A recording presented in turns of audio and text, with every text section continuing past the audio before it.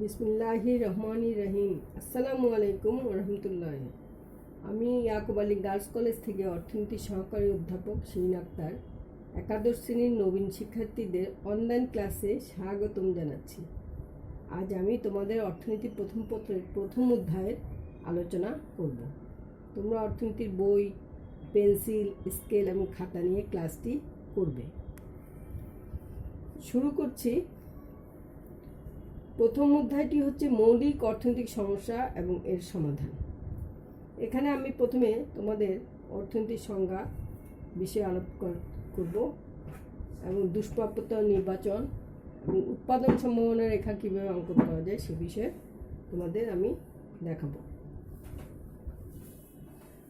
মানুষের জীবনে অভাব এবং আকাঙ্ক্ষা অসীম, কিন্তু এই অসীম অভাব পূরণের জন্য সম্পদের যোগান প্রয়োজনের তুলনায় সীমিত। মানুষের জীবনে প্রয়োজনীয় মৌলিক অভাব পূরণ হলে তখন সে আরাম আয়েরজনিত দ্রব্যের অভাব অনুভব করে এবং এগুলির অভাব পূরণ হলে আবার দেখা যায় যে বিলাসজাত দ্রব্যের অভাব তার প্রয়োজন হয়ে পড়ে। অর্থাৎ অভাবের কোনো শেষ নেই। অভাব পূরণের জন্য যে কিন্তু সম্পদ আছে তা পৃথিবীতে চাহিদার তুলনায় এর যোগান সীমিত। আমরা সবাই জানি, আমরা দেখছি প্রতিনিয়ত আমাদের অভাবের কোনো শেষ নেই।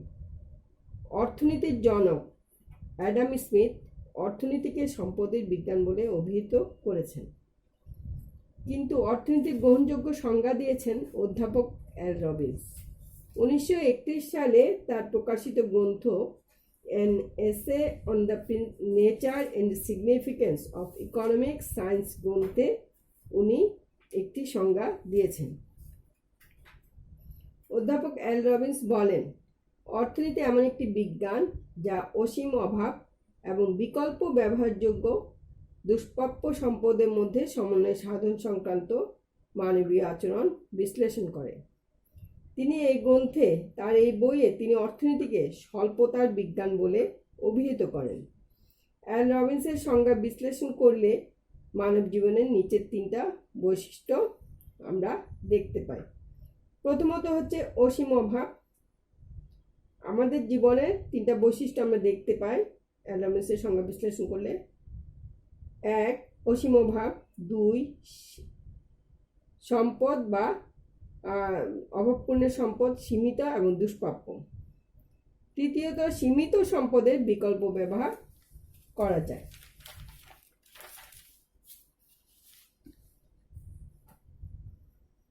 অর্থনীতির দুষ্প্রাপ্য অর্থাৎ স্ক্যারসিটি, এই বিষয়টি খুব গুরুত্বপূর্ণ এবং এটি সবসময় পরীক্ষার জন্য খুবই গুরুত্বপূর্ণ।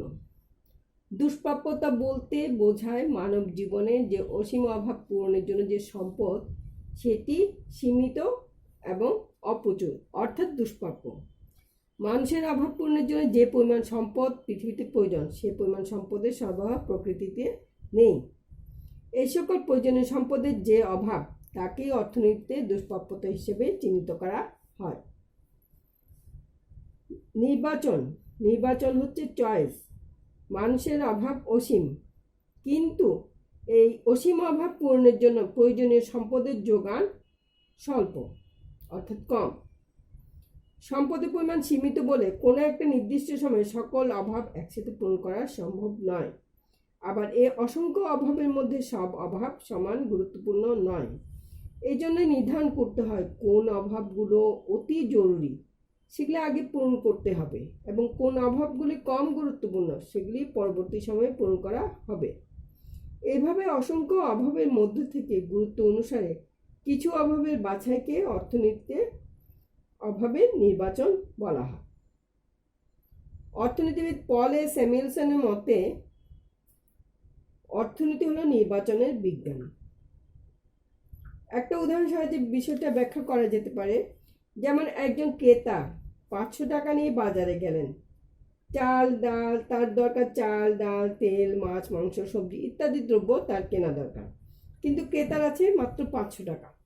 এই 500 টাকা দিয়ে প্রয়োজনীয় সব পণ্য ক্রয় করতে তিনি পারবেন না, কারণ তার কাছে সম্পদের পরিমাণ 500 টাকা সীমিত।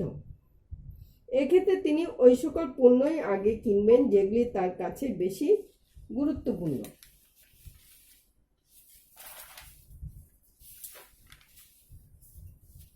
অধ্যাপক বেনহাম মনে করেন মানুষ বাছাই করতে বাধ্য হয় বলে অর্থনৈতিক সমস্যা দেখা দেয়। তা তোমরাও নিশ্চয়ই এই ধরনের সমস্যার সম্মুখীন হচ্ছ, কারণ তোমাদের অনেক কিছু কেনা দরকার, কিন্তু তোমাদের হাতে যে সম্পদ সেটা সীমিত। এই জন্য তোমাদেরকেও বাছাই করতে হয় কোনটি বেশি আগে কিনতে হবে, কোনটি পরে কিনবে। বেশি গুরুত্বপূর্ণগুলি আগে কিনতে হবে এবং কম গুরুত্বপূর্ণগুলি পরে কিনতে হবে। অধ্যাপক পি এ স্যামুয়েলসনের মতে প্রত্যেক অর্থনৈতিক সমাজের মৌলিক সমস্যা বা কেন্দ্রীয় সমস্যা হলো তিনটি। এই সমস্যাগুলি হলো কি এবং কতটুকু উৎপাদন করা হবে, দুই, একটি হচ্ছে কি এবং কতটুকু উৎপাদন করা হবে, দুই, কি উপায়ে উৎপাদন করা হবে, তিন, কার জন্য উৎপাদন করা হবে। অর্থাৎ একটা সমাজের যেহেতু সম্পদ সীমিত কিন্তু অভাব অসীম, এই জন্য সিদ্ধান্ত নিতে হয় কোন দ্রব্যগুলি বেশি গুরুত্বপূর্ণ, সেগুলি কি উৎপাদন করবে এবং কতটুকু উৎপাদন করা হবে এবং কি উপায়ে উৎপাদন করা হবে এবং কাদের জন্য উৎপাদন করা হবে। তো এই বিষয়টি প্রথম সমস্যাটি সমাজের মৌলিক অর্থনৈতিক সমস্যা। প্রথম কি কতটুকু উৎপাদন করা হবে সেটি উৎপাদন সম্ভাবনা রেখা দ্বারা আমরা বুঝাবো। উৎপাদন সম্ভাবনা রেখা হচ্ছে প্রোডাকশন পসিবিলিটি কার্ভ, এটাকে সংক্ষেপে পিপিসি বলে। কি দ্রব্য কতটুকু উৎপাদন করা হবে এটা উৎপাদন সম্ভাবনা রেখার সাহায্যে সহজেই ব্যাখ্যা করা যায়।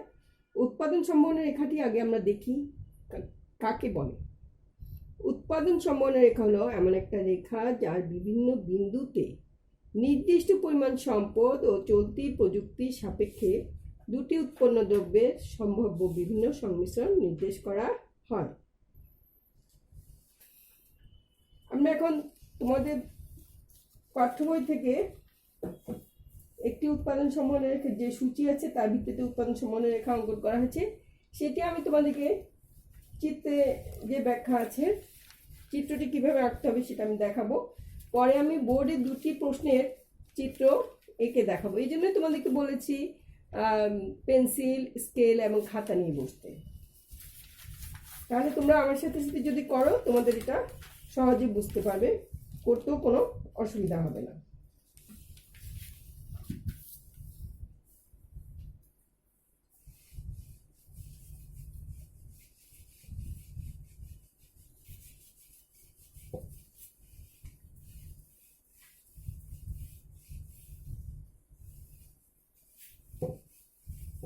আশা করছি ছাত্রীরা তোমরা সবাই ছাত্রছাত্রীরা তোমরা এখন সবাই খাতা এবং পেন্সিল নিয়ে রেডি হয়েছো, আমার সাথে সাথে স্কেলও নিয়েছো। তাহলে তোমাদের আমার সাথে সাথেই শেখা সম্ভব হবে। প্রথমে আমি বইয়েরটা যেভাবে দিয়েছে আমি করছি, বইয়ের থেকে যে কোনো একটা বইয়ের থেকে, তোমাদের অনেকগুলি বই আছে, তোমরা আমি বইয়েরটা করাবো এবং তোমাদের বোর্ডের একটা প্রশ্নও করাবো।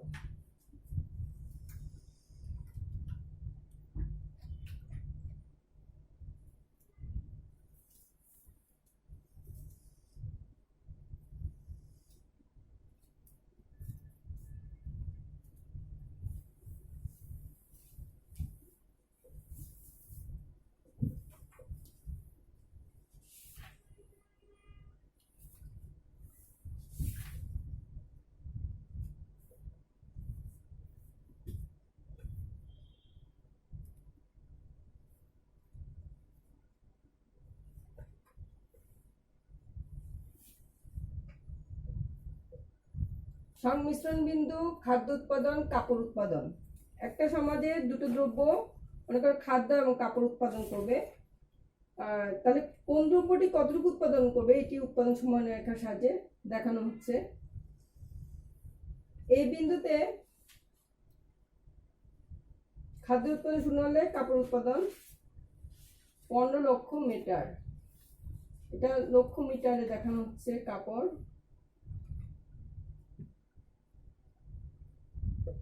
আর খাদ্য উৎপাদন হচ্ছে লক্ষ, এটা টনের হিসাবে।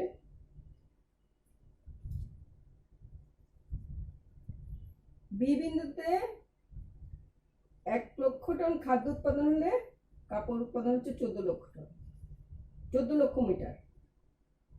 সি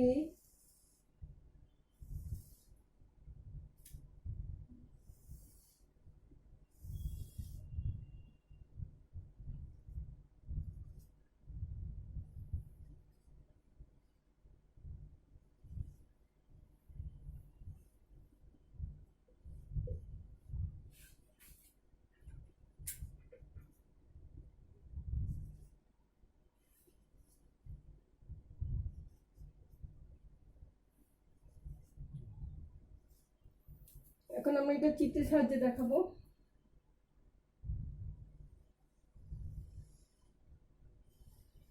আমি ঠিক খালি হাতে আঁকছি, তোমরা ইচ্ছে করলে পেন স্কেলের সাহায্যে তোমরা আঁকতে পারো। স্কেলের সাহায্যে আঁকলে তোমাদের জন্য ভালো হবে। এটি তোমরা নিশ্চয়ই চিনো, এটা ভূমি অক্ষ আর এটি লম্ব অক্ষ। দুই অক্ষে দুটো দ্রব্যর উৎপাদন দেখানো হবে। ওয়াই অক্ষে, লম্ব অক্ষে আমরা কাপড় উৎপাদন দেখাবো।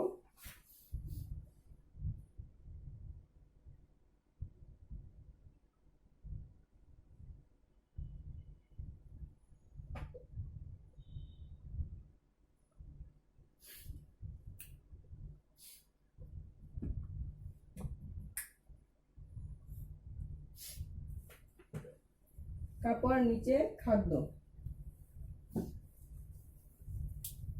খাদ্যের পরে এখানে 5 লক্ষ টন পর্যন্ত দেখানো হয়েছে, এই জন্য এটা 5 লক্ষ টন পর্যন্ত 5 পর্যন্ত দেখাবো। 1, তুমি এটাকে 5 ভাগে ভাগ করতে পারো, আধা ইঞ্চি করে নিতে পারো তোমরা। 2, 3, 4, 5। আর এখানে আছে 15 লক্ষ মিটার, এই জন্য আমরা 15 পর্যন্ত নিব, কিন্তু 15 পর্যন্ত এত বড় করে নেওয়া যাবে না, 1, 2, 3, 4 করে নিতে গেলে বেশি সমস্যা হবে। এই জন্য আমরা 2, 4 করে নিব। 2, 4, 6, 8। সেটা একটু বড় করে নেওয়া যেতে পারে।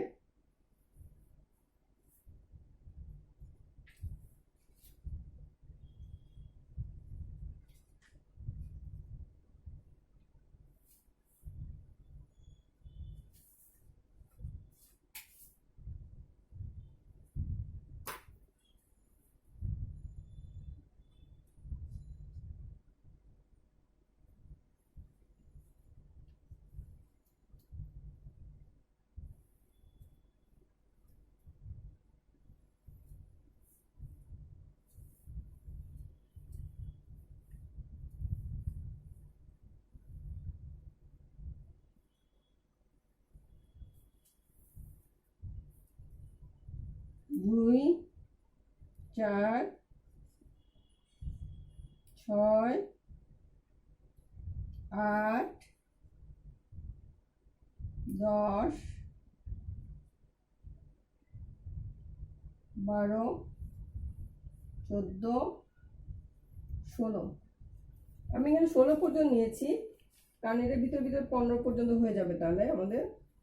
আচ্ছা দেখো, প্রথমে হচ্ছে খাদ্যের উৎপাদন যখন শূন্য, অর্থাৎ পুরা একটা সমাজ তার সম্পূর্ণ সম্পদ দিয়ে যদি খাদ্য উৎপাদন শুধু কাপড় উৎপাদন করে, তাহলে সে 15 লক্ষ টন খাদ্য কাপড় উৎপাদন করতে পারে। সেক্ষেত্রে এখানে 15। আচ্ছা আমরা এখানে 1, 2, 3, 4 দিয়ে দিই খাদ্যের। 1, 2, 3, 4, 5।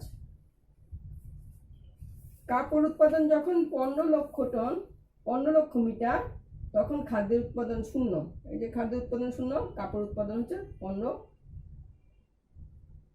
লক্ষ মিটার। তাহলে এইটা একটা বিন্দু, এটা হচ্ছে এ বিন্দু, উৎপাদন সম্ভাবনা রেখার একটা বিন্দু পেয়ে গেলাম। এখন দেখো, খাদ্যের উৎপাদন যখন 1 লক্ষ টন, তখন কাপড় উৎপাদন হচ্ছে 14 লক্ষ মিটার। তাহলে এখান থেকে একটা রেখা টানতে হবে এবং এখান থেকে 1 থেকে একটা রেখা টানবো আমরা। 1 থেকে একটা রেখা টানবে এবং 14 লক্ষ থেকে একটা রেখা টানবে। দুটো আমরা বি বিন্দুতে মিলিত হলো। উৎপাদন সম্ভাবনা রেখার আরেকটা বিন্দু আমরা বি পেয়ে গেলাম।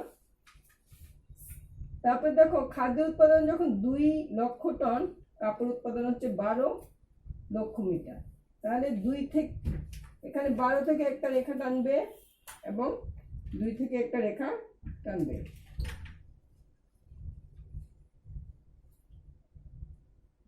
এখন আমরা উৎপাদন সম্ভাবনার আরেকটা বিন্দু পেয়ে গেলাম, সি বিন্দু। খাদ্যের উৎপাদন যখন 3 লক্ষ টন, কাপড় উৎপাদন তখন 9 লক্ষ মিটার। 9 হবে 10 এবং 8-এর মাঝখানে, এখান থেকে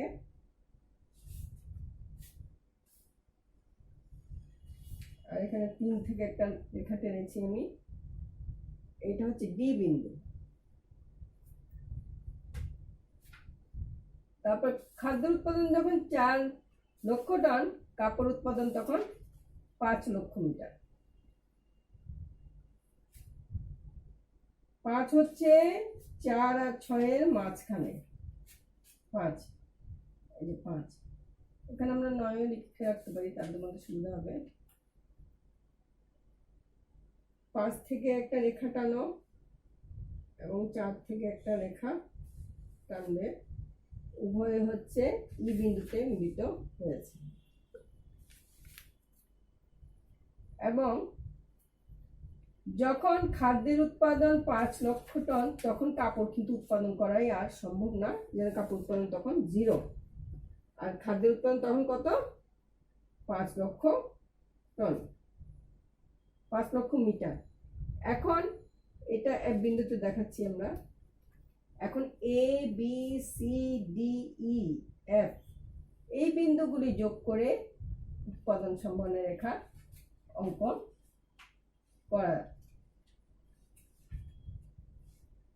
হবে।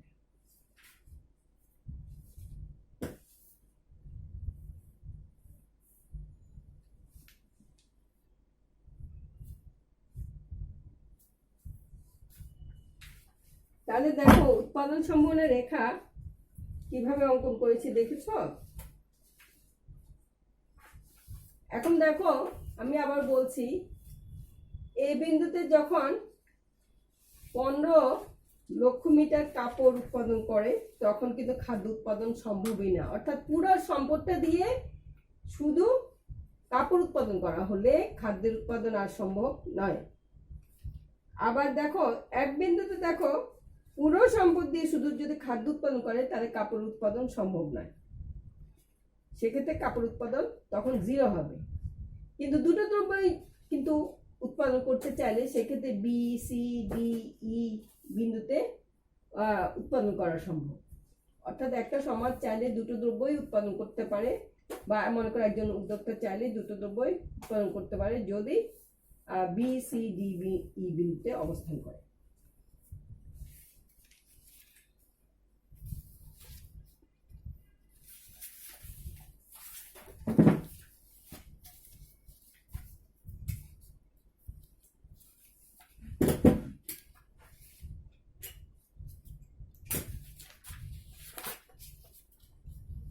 আমি আজকে তোমাদের বোর্ডের একটি প্রশ্ন,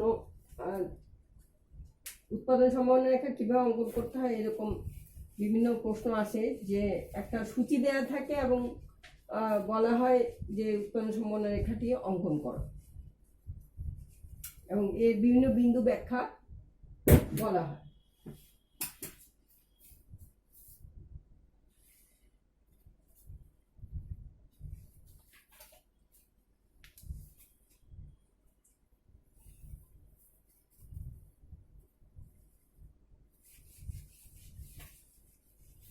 তোমরা এখন আবার আঁকতে আঁকবে আমার সাথে সাথে, আশা করি সেগুলি আঁকতে তোমরা আরো সহজে বুঝতে পারবে। যত প্র্যাকটিস করবে তোমরা এইসব জিনিস, ততই তোমাদের শেখা হবে। যেহেতু তোমাদের জন্য, কমার্সে মেয়েদের জন্য অর্থনীতি বিষয়টি নতুন আমি জানি, কিন্তু তোমরা একটু ভয় পাবে না। তোমরা যদি করো আমার সাথে সাথে, তাহলে তোমাদের শেখা হয়ে যাবে। ঢাকা বোর্ড 2017, এটা হচ্ছে ঢাকা বোর্ড, তোমরা লিখে ফেলো, ঢাকা বোর্ড 2017 একটা প্রশ্ন। পুরো প্রশ্নটা আমি লিখছি না, কারণ পুরো প্রশ্নটা এখন আমাদের দরকার নেই, কিন্তু আমি যেটুকু অংশ এখন তোমাদের লাগবে সেটুকু অংশ করাচ্ছি।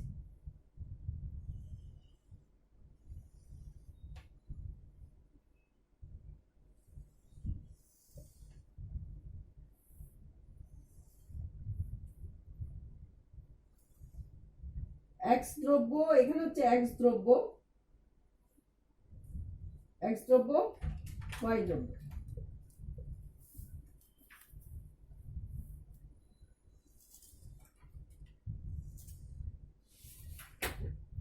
এক্স দ্রব্যের উৎপাদন যখন 0, ওয়াই দ্রব্যের উৎপাদন তখন 30 একক।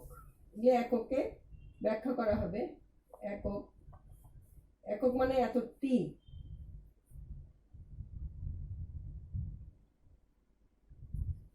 এক্স দ্রব্য 20 একক উৎপাদন করলে ওয়াই দ্রব্য 20 একক। এক্স দ্রব্য 30 একক যখন উৎপাদন করা হচ্ছে, ওয়াই দ্রব্যের উৎপাদন তখন 0, 0। এখন প্রশ্নটি এসছে কি সেটা বলি তোমাদের। যেমন কতে ছিল নির্দেশমূলক অর্থ ব্যবস্থা কি, এটা এখন তোমরা পড়নি, এই জন্য বুঝতে পারবে না। খ হচ্ছে অভাব পূরণে নির্বাচন সমস্যায় দেখা দেয় কেন, এটা তো আমি একটু পড়িয়েছি তোমাদের। অভাব পূরণে মানুষের অভাব অসীম, সম্পদ সীমিত, এই জন্য সীমিত সম্পদ থেকে সীমিত সম্পদ দিয়ে সব অভাব পূরণ করা যায় না, এর জন্য মানুষকে কি করতে হয়, গুরুত্বপূর্ণ অভাবগুলি নির্বাচন করতে হয়। যাই হোক, এটা আমি আর ব্যাখ্যা করছি না। গতে হচ্ছে উদ্দীপকের আলোকে উৎপাদন সম্ভাবনা রেখা অঙ্কন করো। এটার আলোকে উৎপাদন সম্ভাবনা রেখা অঙ্কন করতে হবে।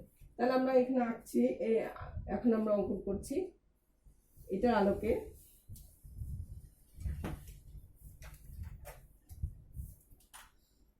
ভূমি অক্ষ হচ্ছে ও এক্স অক্ষ, আর লম্ব অক্ষ হচ্ছে ও ওয়াই অক্ষ। অর্থাৎ আমরা এখানে এক্স দ্রব্যটা এক্স অক্ষে, ও এক্স অক্ষে দেখাবো, আর লম্ব অক্ষে ওয়াই দ্রব্যের উৎপাদন দেখাবো।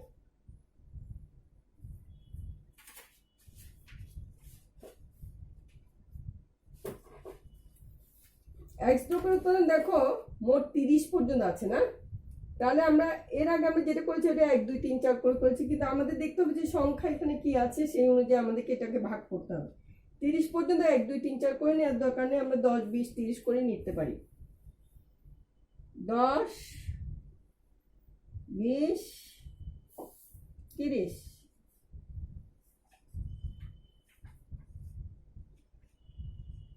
এখানে হাইয়েস্ট আছে 30, সবসময় হাইয়েস্ট সংখ্যাটা আমাদের হিসেব করে এখানে ভাগ করে নিতে হবে। 10 20 30, 10 20 30। এখন দেখো এক্স দ্রব্যের উৎপাদন, একটা সমাজ যদি এক্স দ্রব্যের উৎপাদন কিছুই না করে, তার সম্পূর্ণ সবকিছু সম্পদ যদি ওয়াই দ্রব্য উৎপাদনে ব্যয় করে, তাহলে সে তাহলে 30 একক ওয়াই দ্রব্য উৎপাদন করতে সক্ষম। তাহলে এটা আমরা এ বিন্দু উৎপাদন, মানে একটা বিন্দু দিয়ে দেখাচ্ছি, এ বিন্দু। তাহলে এক্স দ্রব্যের উৎপাদন যখন 0, ওয়াই দ্রব্যের উৎপাদন কত, 30। এক্স দ্রব্যের উৎপাদন যখন 0, ওয়াই দ্রব্যের উৎপাদন তখন 30 একক। তাহলে এখানে একটা এ বিন্দু পেলাম, এটা হচ্ছে উৎপাদন সম্ভাবনা এখানে একটা বিন্দু। এক্স দ্রব্যের উৎপাদন যখন 20 একক, তখন ওয়াই দ্রব্যের উৎপাদন তখন ওয়াই দ্রব্যের উৎপাদন 20 একক। তাহলে এক্স দ্রব্যের এখান থেকে 20 থেকে আমরা একটা রেখা, এই বিন্দু থেকে একটা রেখা টানছি, এবং ও ওয়াই অক্ষের 20 থেকে একটা রেখা টানছি। দুটা দেখো বি বিন্দু, এই দুটা মিলে আমরা একটা বিন্দু পেলাম। অর্থাৎ এক্স এবং ওয়াই এর দুটো দ্রব্যের উৎপাদনের সমন্বয় সূচক বিন্দু বি পেয়ে গেলাম। বি হচ্ছে উৎপাদন সম্ভাবনা রেখার আরেকটা বিন্দু। এক্স দ্রব্যের উৎপাদন যখন 30 একক, ওয়াই দ্রব্যের উৎপাদন তখন 0 একক। অর্থাৎ এক্স সবটুকু দিয়ে যদি এক্স দ্রব্য উৎপাদন করা হয়, তাহলে ওয়াই দ্রব্যের উৎপাদন তখন 0, কত, 0। এটা সি বিন্দুতে দেখাচ্ছি। এরকম যখন বিন্দু দিয়ে দিবে না, তুমি নিজে বিন্দুটা দেখাতে পারবে। তাহলে আমরা এখন 3টা বিন্দু পেলাম, 3 রকম উৎপাদন সমন্বয় এ বি সি। এই 3টা বিন্দু আমরা যোগ করে এক্স এবং ওয়াই এর বিভিন্ন উৎপাদন সমন্বয় সূচক বিন্দু এ বি সি যোগ করে আমরা উৎপাদন সমন্বয় রেখাটা এঁকে ফেললাম। এই উৎপাদন সমন্বয় রেখাটার নাম হচ্ছে এসি। আচ্ছা, এখানে এখন তো সব সৃজনশীল প্রশ্ন। গতে সৃজনশীল ছিল যে উদ্দীপকের আলোকে উৎপাদন সম্ভাবনা রেখাটি অঙ্কন করো। তো উদ্দীপকের আলোকে এটা অঙ্কন করা হলো, এটা এরকম, এটাতে 3 নাম্বার। এখন ঘতে আছে উচ্চতর দক্ষতার প্রশ্ন। এক্স 10 একক, কত, এক্স, আমি এটা সংক্ষেপে লিখছি, এখানে এত বড় প্রশ্ন লিখতে গেলে এখন। এক্স সমান সমান 10 একক, ওয়াই সমান সমান 10 একক, উৎপাদন এবং x 40 একক, x ইকুয়াল টু 40 একক এবং y সমান সমান 20 একক উৎপাদন সংমিশ্রণ উৎপাদনের যৌক্তিকতা ব্যাখ্যা করতে বলছে। মানে এরকম উৎপাদন করা যাবে কিনা। এখানে তো আমরা দেখলাম এগুলো উৎপাদন করা যায়, এই বিন্দুগুলিতে উৎপাদন করা যায়, অর্থাৎ 0 30 20 20 30 0 এরকম উৎপাদন করা যায়। এখন এইভাবে করা যায় নাকি সেটা আমরা আরেকটা চিত্রে, এখন এই চিত্র দেখানো যাবে। তাহলে আমরা এটা দেখি।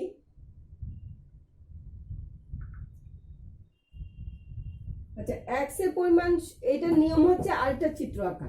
মানে তুমি যখন গতে এটা চিত্র এঁকে ফেলবে, ঘতে আবার নতুন করে চিত্র আঁকার নিয়ম। যাই হোক, আমরা একটাতে দেখাচ্ছি এখন। x সমান সমান 10, তাহলে x সমান সমান 10। দেখো x সমান সমান 10 একক, মানে x এর 10 একক উৎপাদন করলে y এর 10 একক উৎপাদন করা যায় নাকি? x থেকে 10 একক উৎপাদন করা যাচ্ছে, y এর 10 একক। এই দেখো একটা বিন্দু পেলাম আমরা। এই বিন্দুটা আমরা নিজেরা একটা ইচ্ছা মতো নাম দিই, মনে করো ই বিন্দু দিলাম, ঠিক আছে?